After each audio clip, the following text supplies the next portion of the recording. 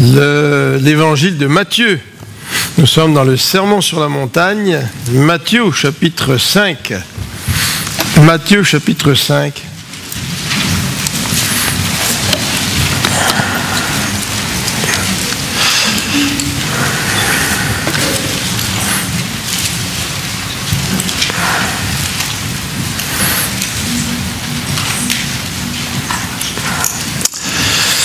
Matthieu chapitre 5. Et avant de lire le texte biblique, j'aimerais simplement vous poser la question suivante. Est-ce que vous éprouvez du cynisme face à la vérité? Est-ce que vous êtes cynique quand on parle de vérité? Peut-être que vous êtes cynique lorsque vous pensez à la publicité ou à la politique. C'est vrai, en termes de publicité, vous cherchez une nouvelle voiture en location, puis vous voyez le prix, puis il y a plein de textes écrits en tout petit au bas, tu sais. Puis là, vous êtes content parce que vous dites, lorsque je vais aller chez le concessionnaire, je vais pouvoir avoir une voiture pour 175 $ par mois, tu sais. Puis là, vous arrivez, puis il y a peut-être une question de dépôt, il y a peut-être une question de... il y a peut-être des restrictions. Ce qui fait que le prix de la voiture est beaucoup plus élevé que celui auquel vous attendez. Ou peut-être que vous êtes un peu cynique face à la vérité. Quand on parle des projets colossaux dans notre province, et qu'on nous donne le prix, puis qu'on s'aperçoit que lorsque le projet est terminé, ça nous a coûté non pas 5 ou 10%, mais 20 ou 30% de plus que... si ce n'est pas le double parfois, de plus qui était prévu à l'origine. Est-ce que vous êtes cynique face à la vérité en pensant à la cour, en pensant à certaines situations que vous avez peut-être vécues? Vous vous êtes rendu compte qu'il y en a qui se sont parjurés pour ne pas perdre en cours. Et peut-être que vous avez essayé de vous défendre, vous n'étiez pas coupable, et puis il y a eu des injustices, il y a eu des faux témoignages, et vous êtes devenu cynique en disant il n'y a plus de vérité, même dans les institutions qui sont censées défendre la vérité. Peut-être que vous êtes cynique face à la vérité en ce qui a trait au vu du mariage. C'est peut-être pour ça que vous ne voulez plus vous marier. Et que vous dites... moi, je vois l'exemple de mes parents, je vois l'exemple d'hommes et de femmes de l'autre génération, et puis pourquoi me marier? De toute façon, ils ne tiennent pas leurs paroles, donc étant cynique, vous-même, vous ne voulez même plus vous engager, vous ne voulez même plus engager vous-même votre parole.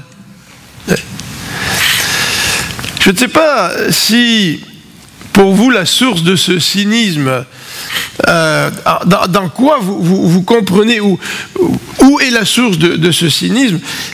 Peut-être que vous n'auriez pas beaucoup de difficultés à avouer que c'est difficile de dire la vérité.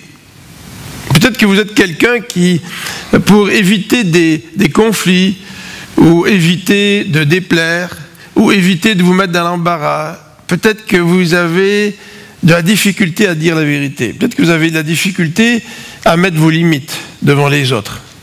Et peut-être que ça contribue à développer ce cynisme face à la vérité. Peut-être que la source de ce cynisme, c'est aussi le contexte dans lequel nous baignons, le contexte social. On ne prend pas beaucoup la vérité aujourd'hui. En fait, on nous dit que une bonne partie de la population vit du travail au noir. Donc, si je vis du travail au noir, il ne faut pas que je dise la vérité, surtout pas lors de mes déclarations d'impôts. Tu sais. Peut-être que vous avez été pris dans une situation un petit peu similaire à la mienne lorsque j'étais à Toronto au séminaire. Un de mes amis québécois avait une voiture, puis il m'a dit « Philippe, va passer ton permis temporaire, là, puis moi je vais te donner l'occasion de t'exercer à conduire. » Et puis j'étais à Toronto avec lui, puis c'est moi qui conduisais. Et puis on a eu un taxi qui nous a doublé sur la gauche, là, à toute vitesse, puis qui s'est rabattu d'un seul coup. Puis en se rabattant, le taxi a accroché le pare-choc, en bon français le bumper, le pare-choc. Si mon père écoute ça en France, il va dire c'est pas du bon français ça, le bumper. Le pare-choc, et le pare-choc a touché la portière à droite, et a graffiné la voiture du taxi jusqu'à la portière à l'arrière. Puis le taxi s'est arrêté, puis il avait des clients, il les a tout de suite fait partir. Puis quand on a voulu faire un constat, le taxi a dit que moi j'étais garé, puis que je suis sorti sans regarder, alors que j'étais simplement en train de conduire sur la voie de droite et que lui m'a doublé. Et puis on était là en cours, et puis il semblerait que dans la culture de cet Indien-là, qui venait des Indes, mentir, ça faisait partie de la culture. Et en cours, il a menti. Mais il a menti tellement mal qu'il s'est fait confondre par le juge. Puis heureusement, parce que là, moi, je commençais à me dire, qu'est-ce qui va se passer? Je suis étudiant, j'ai pas beaucoup d'argent. Puis bon. Mais dans notre société, on n'est pas mieux non plus. Parce que nous aussi, dans notre société, nous sommes entourés, nous sommes dans un contexte où nous mentons. Nous mentons pour toutes sortes de choses. Nous mentons par intérêt, nous mentons par culture aussi. Et certainement que la source de ce cynisme face à la vérité, c'est pas simplement l'influence de la société, mais c'est aussi l'influence de notre nature pécheresse. Notre nature pécheresse. Le Seigneur vivait dans une culture où les gens mentaient. Mais lui n'a jamais menti. Pourquoi? Parce que sa nature n'était pas pécheresse. Et si notre nature n'était pas mauvaise, nous n'aurions aucun problème à dire la vérité. J'ai écouté une émission sur les enfants autistes cette semaine. Sam et Lisa m'avaient envoyé un email en disant il y a une émission à la télévision sur les enfants autistes. Puis la madame qui a fait toutes sortes de conférences dans le monde, c'est une madame qui est autiste aussi. Puis elle est devenue travailleuse sociale. C'était difficile pour elle de devenir travailleuse sociale quand tu es autiste. Puis elle disait que les autistes, pour eux c'est simple. Tu leur demandes quelque chose, ils vont dire la vérité, tu sais. Et parfois je me dis, nous qui nous prétendons intelligents, nous recevons des leçons de quelqu'un qui a peut-être beaucoup plus de déficience que nous. Alors, ce cynisme face à la vérité, nous pourrions l'illustrer de plusieurs exemples, comme j'ai dit tout à l'heure. Nous avons peut-être peur de déplaire, donc nous ne disons pas la vérité. Nous avons peur du rejet, nous ne disons pas la vérité. Nous avons peur des conflits, donc nous ne disons pas la vérité. Parfois, nous ne disons pas la vérité parce que ça me coûte. Là, tu sais que l'impôt va te chercher de l'argent, là. Puis tu dis, j'ai pas envie qu'il vienne me chercher l'argent dans mes poches. Donc, là, on commence tout un système d'auto-justification, là, vous savez, parce qu'il faut justifier nos choix, autrement, on n'arriverait pas à vivre un conflit intérieur. Tu sais. Et puis finalement, on cache la vérité. Et évidemment, nous cachons la vérité pour tromper. Vous savez, quand vous vendez votre maison, puis vous savez que vous avez un problème avec le toit qui coule, puis que la personne qui vient acheter votre maison ne passe pas par un agent, puis n'a peut-être pas eu l'idée de faire inspecter votre maison. Tu sais. Vous êtes tellement content d'avoir une offre d'achat, tu sais, que comme par hasard, le toit ne coule plus. Tu sais. Et en fait, ce que nous faisons, c'est que nous essayons de tromper quelqu'un par avantage personnel. Alors, ce matin, j'aimerais qu'on lise dans le livre de Matthieu, c'est ce texte dans lequel Jésus nous parle des serments. Et le titre que j'ai donné à notre prédication ce matin, c'est « Une personne de parole ». Ça me fait penser à un film. Bon, enfin, je n'élaborerai pas là-dessus. Là.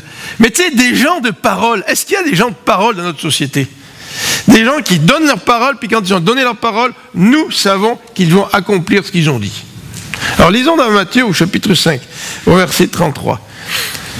Vous avez encore appris qu'il a été dit aux anciens, tu ne te parjureras point, mais tu t'acquitteras envers le Seigneur de ce que tu as déclaré par serment. Mais moi je vous dis de ne jurer aucunement, ni par le ciel, parce que c'est le trône de Dieu, ni par la terre, parce que c'est son marchepied, ni par Jérusalem, parce que c'est la ville du grand roi. Ne jure pas non plus par ta tête, car tu ne peux rendre blanc ou noir un seul cheveu, ça c'est vrai, je peux vous le dire. Que votre parole soit oui, oui, non, non. Ce qu'on ajoute vient du malin. Alors, dans l'Ancien Testament, nous donne l'enseignement sur les serments. Et les serments sont encouragés. Alors, je n'irai pas tous les versets que je vais mettre, que vous allez voir à l'écran, mais je vais en sélectionner simplement certains pour pouvoir nous rendre à la fin de notre présentation ce matin. Mais dans Deutéronome 6, il nous est dit, au verset 13, de manière très très claire, « Tu craindras l'Éternel ton Dieu, tu le serviras et tu jureras par son nom. » Surprenant ça. Et puis vous avez d'autres versets où il est dit que tu as juré par le nom de l'Éternel. Et c'est d'ailleurs la caractéristique du peuple de Dieu, qui lorsque le peuple de Dieu fait des serments, il va faire les serments par le nom de l'Éternel, et non pas par le nom d'autres dieux comme les Baals, les Astartés, etc. Donc là, quand on regarde l'Ancien Testament, puis on lit ce que dit le Nouveau, on se dit, mais là Jésus nous dit, qui semble dire qu'il ne faut pas faire de serments, puis l'Ancien Testament nous encourage à faire des serments. Regardons par exemple ce que l'Ancien Testament nous dit.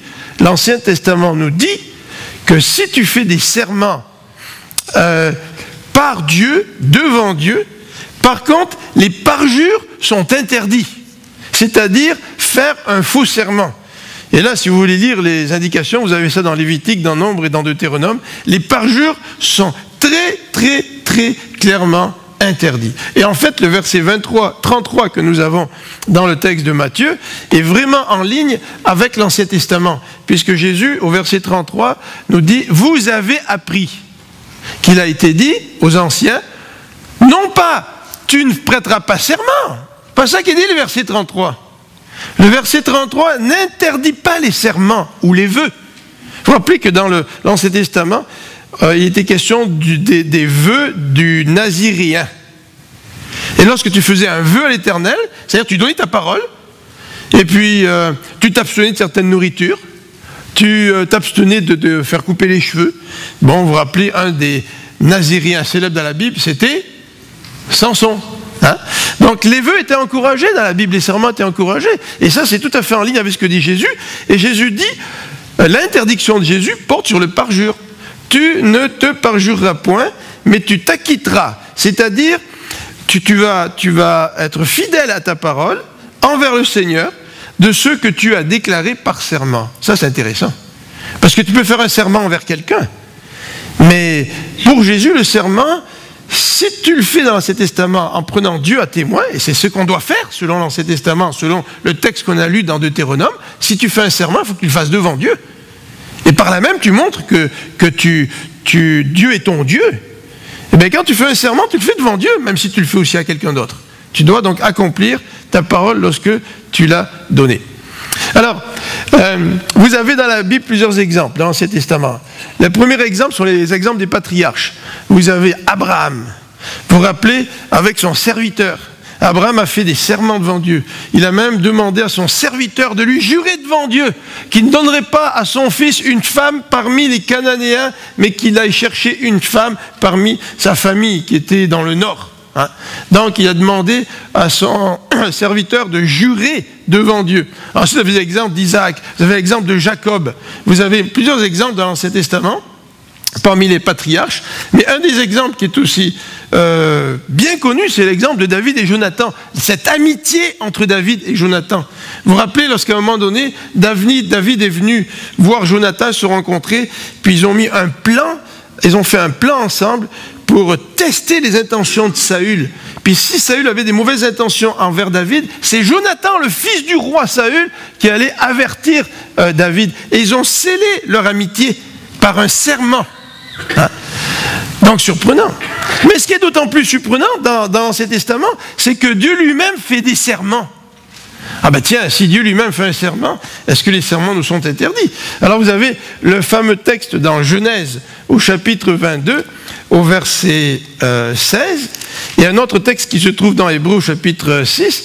Regardons tout d'abord Genèse 22, verset 16, où il nous est dit « Je le jure par moi-même, parole de l'Éternel. » Il n'y a pas grand-chose de plus solennel que ça. « Je le jure par moi-même, parole de l'Éternel, parce que tu as fait cela et que tu n'as pas refusé ton Fils unique, je te bénirai et je multiplierai ta postérité. » Vous voyez, le serment de Dieu, ou la raison du serment de Dieu, c'est d'assurer Abraham que la promesse qu'il a donnée, elle va s'accomplir et qu'elle est vraie. Alors dans Hébreu, vous pouvez regarder dans Hébreu, il y a aussi question de Dieu qui jure par lui-même, en faisant référence à ce texte de Genèse. Alors, l'Ancien Testament nous donne aussi des exemples de personnes qui ont prononcé des serments inconsidérés. Parce que si la Bible ne nous défend pas de prononcer des serments, la Bible nous défend de faire des parjures. Mais la Bible nous met en garde aussi face à des serments inconsidérés. Ça veut dire ceci, ça veut dire ne donne pas ta parole trop vite, parce qu'à un moment donné, tu peux le regretter. Alors fais attention, quand tu désires prononcer des serments. Et vous avez l'exemple de Josué au chapitre 9. Vous vous rappelez Josué qui reçoit un jour, alors qu'il venait de passer le fleuve, là, il reçoit un jour la visite d'hommes qui sont des envoyés d'une ville qui est soi-disant au loin, et puis ils arrivent avec des vêtements, des haillons qui ont été usés par le voyage, leur pain est devenu sec, les chaussures sont bien usées. Et puis ce peuple-là dit à Josué, il lui dit, on a entendu parler de toi, puis on veut faire alliance avec toi. Puis Josué, Dieu lui avait dit, ne fais pas alliance avec les peuples de Canaan. Et Josué s'est dit, ouais, ils viennent de loin, leur nourriture est toute sèche, leurs vêtements sont en rayon, je fais une alliance avec eux. 2 jours plus tard, l'armée de Josué se présente devant des villes des Gabaonites. Puis les villes des Gabaonites leur disent, hey, vous ne pouvez pas nous attaquer, vous allez faire alliance avec nous. Josué s'est fait tromper. Il a prêté serment, il a fait une alliance et il s'est fait tromper. Une alliance, un serment inconsidéré. Vous vous rappelez, celui qui est peut-être le plus connu dans l'Ancien Testament, c'est l'exemple de Jephthé, un des juges envoyés par Dieu pour sauver le peuple d'Israël. Jephthé avait fait un vœu. Jephthé avait dit, le premier être vivant qui sortira du village et qui viendra à ma rencontre lorsque je rentrerai de la guerre victorieux, si toi, Dieu, tu me donnes la victoire, le premier être vivant qui sortira du village, je te l'offrirai en sacrifice. Généralement, Jephthé pensait à un animal. Tu sais, il y a peut-être des animaux qui se promènent autour des villages. Là, tu sais. Puis il s'est dit, je vais peut-être rencontrer, je ne sais pas moi, une vache, un taureau, un animal, puis je vais l'offrir à l'Éternel. Et quand il rentre du combat victorieux, il voit arriver une procession hors du village. À la tête de la procession, c'est sa fille. Puis il avait fait un vœu. Jephthé, puis là, il avait fait un vœu devant tous ses soldats. Vous vous rappelez de ce vœu-là? Alors je ne rentrerai pas dans toutes les considérations en rapport avec ce vœu-là. Est-ce que vraiment il a offert sa fille en sacrifice? Ou est-ce qu'il l'a prise pour qu'elle consacre sa vie à servir Dieu? Les auteurs sont un petit peu partagés là-dessus, mais toujours est-il, il a fait un vœu inconsidéré. La dernière personne, c'est Saül. Vous vous rappelez Saül à un moment donné qui avait fait un vœu en disant à ses soldats que personne ne devait manger tant qu'on n'a pas poursuivi tous les ennemis. Et à un moment donné, Jonathan, par qui, son propre fils, par qui la victoire était arrivée, Jonathan, en poursuivant les ennemis, il voit un petit peu de miel par terre, avec son bâton, il ramasse le miel, puis il mange. Mais il ne savait même pas qu'il n'était pas au courant de l'interdiction de son père, puis il n'était pas au courant du vœu que son père avait fait. Et puis celui qui devait manger, au lieu de poursuivre les ennemis, devait être mis à mort. Et là, Saül se trouve coincé. Il a fait un vœu inconsidéré, et la personne qui a mangé, sans savoir, c'est Jonathan, par qui la victoire venait d'arriver. Et là, il était mal pris, hein, la réputation, l'orgueil. Vous vous rappelez, ça m'a parlé d'Hérode, là. Quand Hérode aussi a fait un vœu inconsidéré devant sa belle-fille, là, qui dansait si bien. Demande-moi ce que tu voudras, même si c'est la moitié du royaume, je vais te le donner. Alors la fille va voir sa mère, elle dit, qu'est-ce que je peux lui demander? La mère qui haïssait Jean-Baptiste a dit, demande-lui la tête de Jean-Baptiste. Puis Hérode, il aimait Jean-Baptiste d'un certain côté. Tu sais. Il aimait l'écouter. Et puis il a dû donner la tête de Jean-Baptiste parce qu'il était orgueilleux. Devant tous ses invités, il n'a pas voulu retirer sa parole. Tandis que Saül, lui, a retiré sa parole parce que la victoire était venue par l'intermédiaire de son fils. Alors, vous voyez, les serments dans l'Ancien Testament sont une réalité, et les serments au temps de Jésus étaient aussi une réalité. Alors quel était ce contexte ambiant dans lequel Jésus baignait et qui l'a poussé à prononcer ces paroles en rapport avec les serments? Eh bien, vous savez que les Juifs ont développé au travers des siècles ce qu'on appelle la tradition rabbinique. Et un ouvrage qui parle de la tradition, c'est ce qu'on appelle la Mishnah. Et la Mishnah, ce livre de tradition, comporte un chapitre à l'intérieur. Et ce chapitre, qu'on appelle le chapitre des serments, la Shebuot en hébreu, eh bien c'était un chapitre dans lequel on écrivait quand on devait tenir des serments et quand on devait ne pas respecter son serment. Alors dans ce livre de la tradition, certains rabbins disaient que tous les serments faits au nom de Dieu, tu es obligé de les tenir. Mais les serments qui ne sont pas faits au nom de Dieu ou qui n'impliquent pas le nom de Dieu, bah, tu n'es pas obligé de les tenir. Alors si tu fais des affaires avec un bon païen là, qui vient de, je ne sais pas, là, qui vient de Rome, là, puis tu dis, oh non, écoute, moi je te le jure, là, je te le promets, par le ciel, tu vas voir, je te donnerai l'argent. Là. Ben, pour les rabbins d'époque, ils n'étaient pas du tout tenus de respecter leurs paroles. Ben, le pauvre Romain, lui, qui vient, puis qui fait affaire avec un juif, il se dit, bon, là, il m'a fait une promesse, là, il va me payer. Ben tiens, ça te passe devant le nez, comme on dit. Alors, la tradition rabbinique encourageait ce genre de comportement, au point où Jésus va revenir là-dessus. Et Jésus va revenir là-dessus dans Matthieu 23. Alors, je vous invite à tourner dans Matthieu 23, c'est juste après Matthieu 22. Donc, Matthieu 23 au verset 16, qui nous dit ceci, « Malheur à vous, conducteurs aveugles, qui dites... » Alors les Juifs sont des conducteurs aveugles dans leur leadership. « Si quelqu'un jure par le temple, ce n'est rien. » Imagine-toi, tu fais des affaires avec un Romain ou un Grec, tu jures par le temple, le Romain te croit, tu sais. Puis les rabbins te disent « Non, c'est rien. C'est rien. Tu n'as pas besoin de respecter ton serment. » Mais si quelqu'un jure par l'or du temple, voilà, il est engagé. Alors les Juifs avaient développé toutes sortes de manières là pour tenir leur parole en employant certaines formules et de ne pas tenir leur parole même en prononçant des serments. Alors je prononce un serment par le temple, bah, je peux manquer à ma parole. Je prononce un serment par l'or du temple, bah là je dois tenir ma parole. Tu sais. Puis là quand je fais un serment avec un juif, lui il le sait là. Il sait les serments que je dois tenir et les serments que je ne tiens pas. Donc si je promets quelque chose à un juif, je suis obligé de lui dire par l'ordre du temple, parce que si je lui dis que je lui donne ma promesse par le temple, lui il sait très bien que je ne la tiendrai pas. Tu sais. Alors Jésus continue et lui dit, insensé et aveugle, au verset 17, lequel est le plus grand, l'or ou le temple qui sanctifie l'or? Si quelqu'un, dites-vous encore, jure par l'autel, ça c'est rien. Mais si quelqu'un jure par l'offrande qui est sur l'autel, il est engagé. Aveugle, dit Jésus, lequel est le plus grand? L'offrande ou l'autel qui sanctifie l'offrande? Celui qui jure par l'autel, jure par l'autel et par tout ce qui est dessus. Celui qui jure par le temple et par celui qui l'habite. Et celui qui jure par le ciel, jure par le trône de Dieu et par celui qui est assis. Alors Jésus parle de l'or, du temple, Jésus parle de l'autel, il parle de l'offrande, et Jésus parle aussi du ciel, de la terre, de Jérusalem et des cheveux de la tête, comme on l'a vu dans Matthieu 5. Et Jésus est en train de remarquer, de faire remarquer à ses auditeurs que la pratique des serments à l'époque, c'était une épidémie. Tout le monde jurait pour n'importe quoi, pour donner du poids à leurs paroles. Et au point que cette pratique était réglementée. C'est-à-dire que les Juifs avaient des règles, quand mentir ou pas. Et comment mentir sans que ton auditeur le sache. C'est ça qui est intéressant. Et le but de toutes ces règles, c'était de faire passer un mensonge pour vrai. Et de tromper la personne à qui tu donnais ta parole. Mais c'était vraiment monnaie courante au temps de Jésus.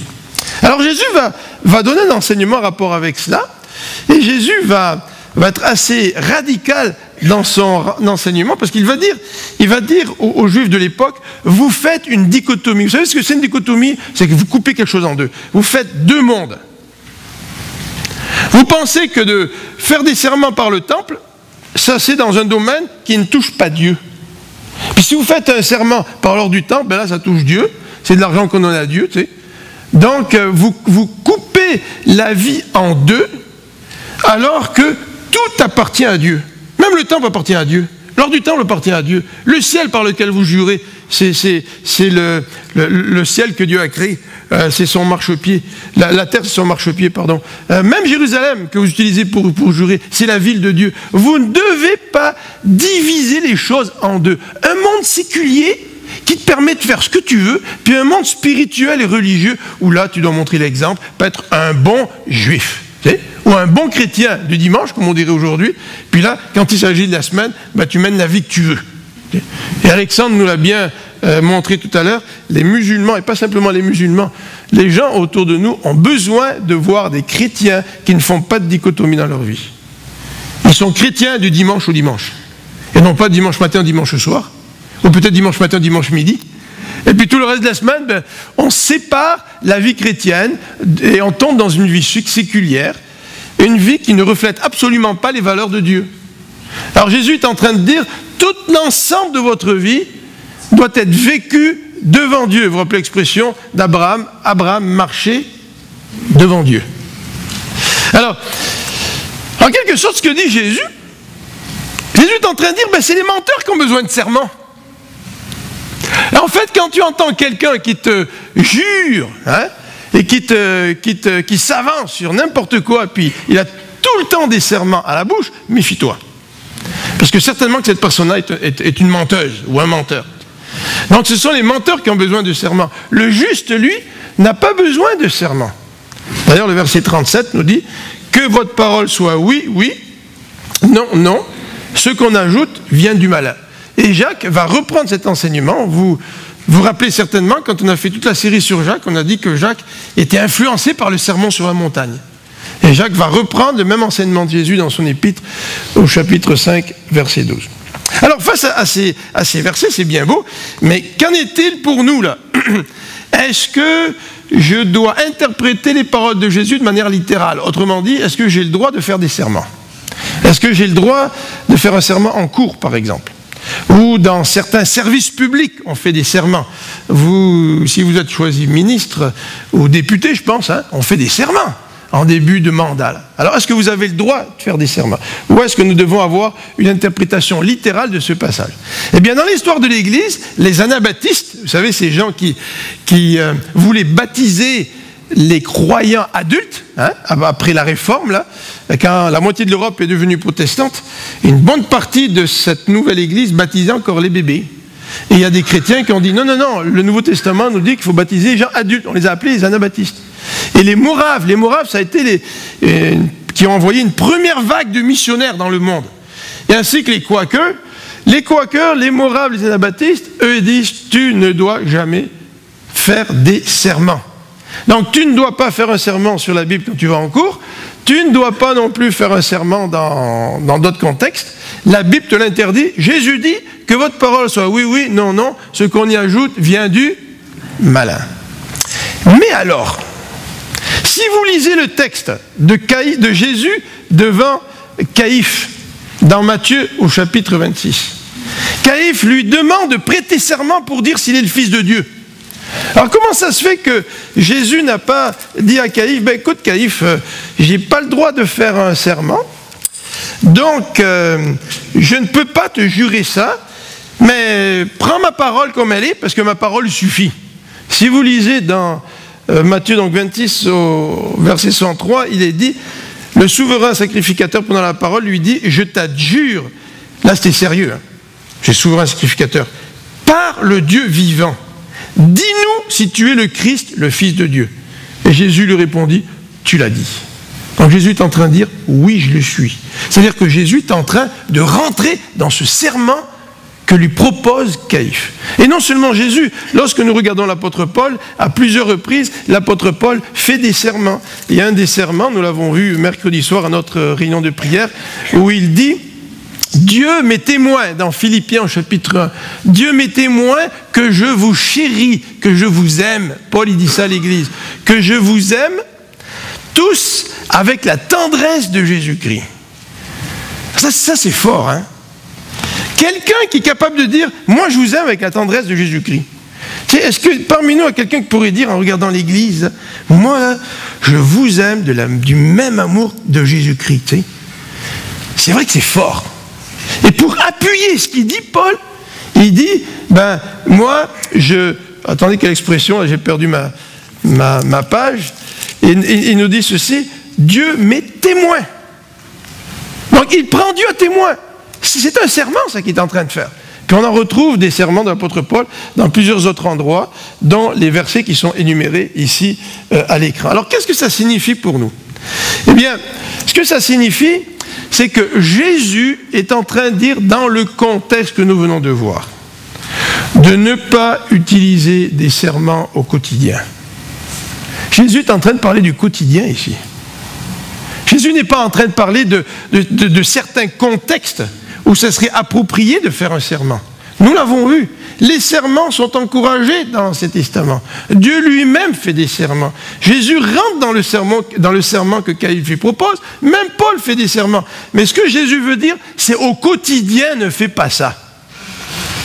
Les serments, c'était une épidémie à l'époque, comme on vient de le voir. Par contre, ce que Jésus est en train de souligner, c'est que, oui, un serment, ça peut être important dans certains contextes. Et même parfois, les serments, ça peut clore une dispute, comme dans le cas de Laban avec son gendre Jacob. Et faire un serment, c'est aussi l'engagement devant Dieu. Et dans certains contextes, l'engagement devant Dieu est encouragé, même permis dans la Bible. Vous vous rappelez Anne, qui était stérile, qui a fait un serment aussi. Elle a dit, si Dieu, tu me donnes un enfant, cet enfant, je te le redonnerai. Alors, dans ce contexte, et je me suis souvent posé la question moi aussi, parce que j'ai dû aller en cours, et dans ce contexte, le serment en cours, n'est-ce pas, n'est pas nécessairement un péché en soi. Vous savez, non, c'est posé la question, je me suis beaucoup posé la question, est-ce qu'on doit faire un serment en cours? Alors maintenant, si en tant que chrétien, je me dis, non, moi je préfère pas faire un serment sur la Bible, je préfère que ma parole soit oui, oui ou non, non, ou je fais une déclaration solennelle, comme on peut faire en cours, il n'y a pas de problème, tu peux faire une déclaration solennelle. Moi j'ai déjà fait une déclaration solennelle en cours. Mais si jamais tu as fait un serment sur la parole de Dieu, ce n'est pas un problème non plus. Parce que dans l'Ancien Testament, les serments étaient permis. Alors en conclusion, qu'est-ce que nous pouvons dire? En conclusion, j'aimerais insister sur ceci. Le monde a besoin d'honnêteté. Le monde a vraiment besoin d'honnêteté. Le monde souffre par manque d'honnêteté. Vous l'avez vu dans la commission Gomery. J'oublie. On est frappé d'amnésie. Quand on est coincé, comme par hasard, on est frappé d'amnésie.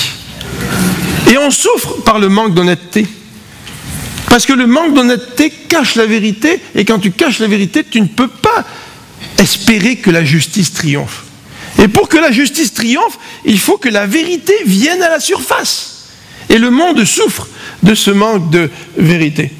Le monde est un monde dans lequel on dirait que la maxime qui compte, c'est il faut que tu puisses coincer les autres, mais sans te faire coincer toi-même.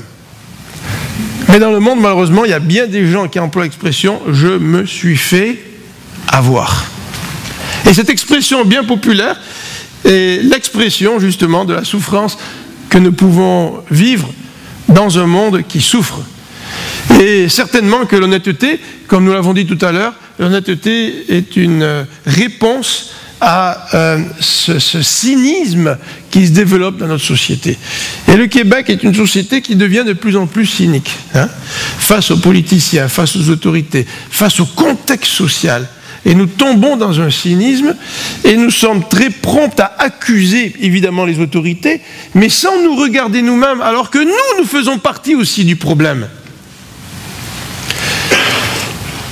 L'Église a besoin d'honnêteté.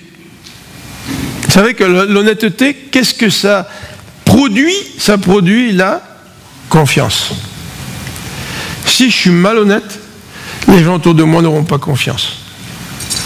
Et s'il y a de la malhonnêteté dans l'Église, eh bien l'Église non seulement ne reflètera pas cette atmosphère de confiance, mais l'Église ne pourra pas être unie. Est-ce que nous sommes honnêtes les uns envers les autres?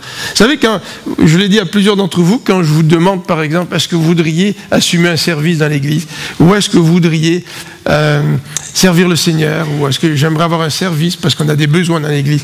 À certaines reprises, quand je vois que vous hésitez, je vous dis, réfléchissez, priez là-dessus.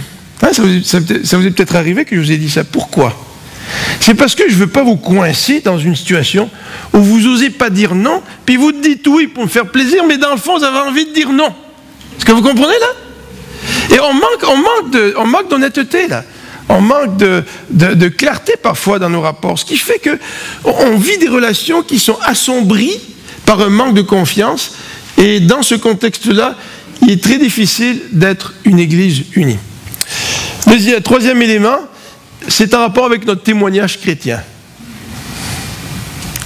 Quel témoignage nous pouvons avoir en tant que chrétiens si nous ne sommes pas des hommes et des femmes de parole? Mais nous avons prêché l'Évangile. Puis si quelqu'un refuse le message de l'amour de Dieu et puis du pardon des péchés, ben nous nous tournons vers la personne, ou nous détournons de la personne en disant elle est rebelle, elle ne veut pas obéir. Sans nous poser la question de notre témoignage. Se pourrait-il que ce soit notre manque de parole qui rebute nos contemporains à venir au Seigneur? J'aimerais faire un petit rappel pour terminer, qui se trouve dans Matthieu 12. Et je vous invite à regarder Matthieu 12 pour terminer.